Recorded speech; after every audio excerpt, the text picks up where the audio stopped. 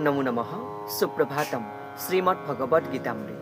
আজি শ্ৰীমদ্ভগৱদ্গীতাৰ বিশ্বৰূপ দৰ্শন নামৰ একাদশ অধ্যায়ৰ ৪৫ সংখ্যক শ্লোক।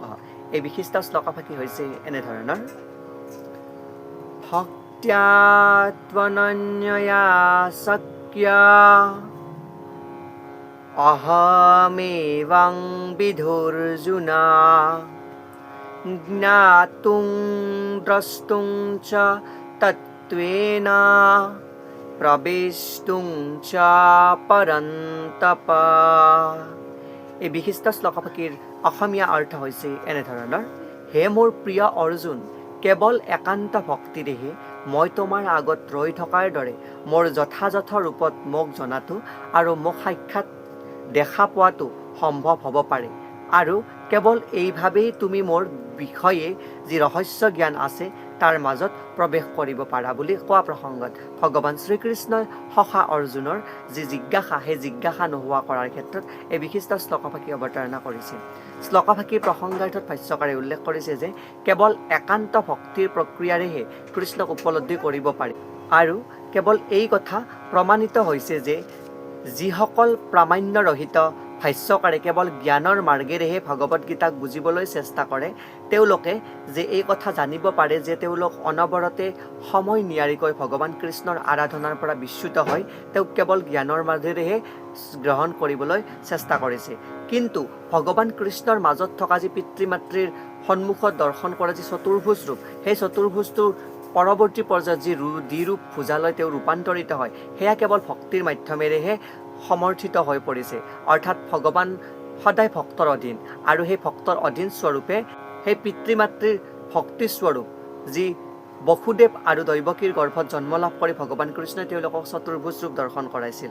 ঠিক তেনেকুৱাকৈ ভগৱানক ভক্তিৰ দ্বাৰাইহে তেওঁক বশ কৰিব পাৰি, আৰু ভক্তিৰ দ্বাৰাইহে তেওঁৰ আচল স্বৰূপ দৰ্শন কৰিবলৈ সমৰ্থ হ'ব পাৰি।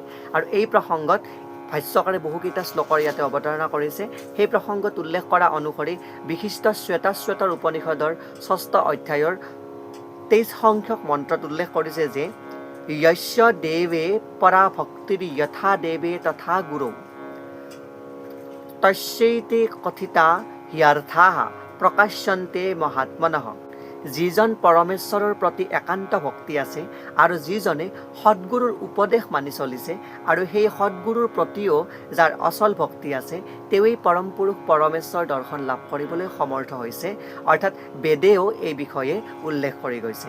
আৰু এই প্ৰসংগত ভগৱান শ্ৰীকৃষ্ণৰ যি আচল স্বৰূপ বা বিশ্বৰূপ দৰ্শন লাভ কৰাৰ পিছতো যি চতুৰ্ভুজ নাৰায়ণ ৰূপ ল'লে, সেই নাৰায়ণ ৰূপৰ যি সহজাত যি দ্বিভুজা ৰূপ ধাৰণ কৰাৰ কথা, আৰু এই প্ৰসংগত ব্ৰহ্ম সংহিতাৰ এফাকি বিশিষ্ট শ্লোকৰ অৱতাৰণা কৰিছে। সেই বিশিষ্ট শ্লোকফাকি হৈছে এনেধৰণৰ: যস্যৈক নিঃশ্বসিত কালম অথাৱলম্ব্য জীৱন্তি লোম বিলজা জগদ্দণ্ডনাথাঃ বিষ্ণুৰ মহান স ইহ য়স্য কলা বিশেষো গোবিন্দমাদি পুৰুষং তমহং ভজামি। অৰ্থাৎ যিজন মহাবিষ্ণুৰ শ্বাস প্ৰশ্বাসতে অসংখ্য বিশ্ব ব্ৰহ্মাণ্ডৰ প্ৰৱেশ আৰু নিৰ্গম হয়, তেওঁ কৃষ্ণৰে এটা কলাৱতাৰ। গতিকে সকলো কাৰণৰো কাৰণ গোবিন্দ কৃষ্ণক মই ভজন কৰোঁ। আৰু এই প্ৰসংগত তেওঁৰ যি সচ্চিন্দ আনন্দ ৰূপ বা সচ্চিন্দ পৰমানন্দ ৰূপটো, সেই ৰূপৰ কথাও ইয়াতে ব্যাখ্যা কৰিছে, যিটো মনুষ্য সদৃশ ৰূপটোৰ দ্বাৰাই অৰ্চনা কৰিব লাগে বুলি ইয়াতে উল্লেখ কৰিছে। আৰু তেওঁৱেই বিষ্ণুৰ পৰম পুৰুষ পৰম ৰূপ, আৰু তেওঁৱেই সৰ্বকাৰণৰো কাৰণ বুলি ইয়াতে উল্লেখ কৰিছে। আৰু এই প্ৰসংগত এফাকি শ্লোকৰ দ্বাৰাই গোপাল তাপনিষদৰ পৰা অৱতাৰণা কৰিছে যে সচ্চিদানন্দ ৰূপায় কৃষ্ণায় ক্লিষ্টকাৰিণে নমো বেদান্ত বেদ্যায় গুৰৱে বুদ্ধিসাক্ষিণে। অৰ্থাৎ মই সচ্চিদানন্দ বিগ্ৰহৰ কৃষ্ণৰ প্ৰতি ভক্তিৰে সেৱা জনাওঁ। মই তেওঁক ভক্তি জনাইছোঁ, কাৰণ তেওঁক বুজা মানে বেদক বুজি পোৱা, আৰু সেইবাবে তেওঁৰেই পৰম আধ্যাত্মিক গুৰু। তাৰ পাছত কোৱা হৈছে যে কৃষ্ণ বৈ পৰম দৈৱম বা কৃষ্ণ বৈ পৰম দেৱতম। কৃষ্ণই হ'ল পৰম পুৰুষ পৰমেশ্বৰ। একো বংশী সৰ্বগঃ কৃষ্ণ ইজ্ঞঃ। অৰ্থাৎ এই কৃষ্ণই পৰম পুৰুষ পৰমেশ্বৰৰ বাবে তেওঁৱেই পূজনীয়।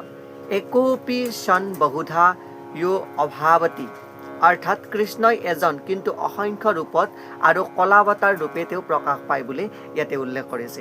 আৰু এই প্ৰসংগত আকৌ ব্ৰহ্মসংগীতাৰ এফাকি শ্লোকৰ অৱতাৰণা কৰিছে। সেই শ্লোকফাকি হৈছে এনেধৰণৰ: ঈশ্বৰঃ পৰমঃ কৃষ্ণঃ সচ্চিদানন্দ বিগ্ৰহ অনাদিৰাদিৰ গোবিন্দঃ সৰ্বকাৰণম কাৰণম। অৰ্থাৎ সচ্চিদানন্দ বিগ্ৰহ পৰম পুৰুষ পৰমেশ্বৰ কৃষ্ণ, তেওঁৰ কোনো আদি অৱস্থা নাই, তেওঁৱেই সকলোৰে আদিৰ মূল আৰু তেওঁ সকলোৰে কাৰণ, বিশ্ব ব্ৰহ্মাণ্ডৰ আদি পুৰুষ পৰম আৰাধ্য। এয়াই উক্ত বিশিষ্ট শ্লোকফাকিৰ সৰল গুণাৰ্থ, যাৰ দ্বাৰাই ভগৱানক মত্ত পৰতং নান্যত অৰ্থাৎ পৰম পুৰুষ পৰমেশ্বৰ কৃষ্ণ ৰূপে মোৰ যিটো অকাৰ তাতকৈও শ্ৰেয় কোনো নাই বুলি অৱতাৰণা কৰিছে। আৰু এই প্ৰসংগত ভগৱদ গীতাৰ আকৌ এফাকি শ্লোকৰ এটি পংক্তি অৱতাৰণা কৰিছে। সেয়া হৈছে অহম আদিৰ হি দেৱানাম, অৰ্থাৎ ময়েই সকলো দেৱতাৰ আদিমূল। লগতে পৰম ব্ৰহ্ম পৰং ধামং পবিত্ৰং পৰমম ভৱান, অৰ্থাৎ মই এতিয়া নিশ্চিতভাৱে বুজিব পাৰিছোঁ যে পৰম পুৰুষ আপুনিয়েই, পৰম পুৰুষ পৰমেশ্বৰ পৰম সত্য তত্ত্ব আৰু নিশ্চিতভাৱে বুজিব পৰা যি সত্য, সেই সত্যও হৈছে বা শ্ৰেষ্ঠৰ আশ্ৰয়ো হৈছে আপুনি। আৰু ইয়াৰ দ্বাৰাই ভগৱান কৃষ্ণৰ লগত যি সখা অৰ্জুনৰ সম্পৰ্ক বা গুৰু শিষ্যৰ মাজত থকা বা ভক্ত আৰু ভগৱানৰ মাজত যি সম্পৰ্ক ইয়াত পৰিস্ফুটিত হৈছে। এয়াই উক্ত বিশিষ্ট শ্লোকফাকিৰ সৰল গুণাৰ্থ। ধন্যবাদ।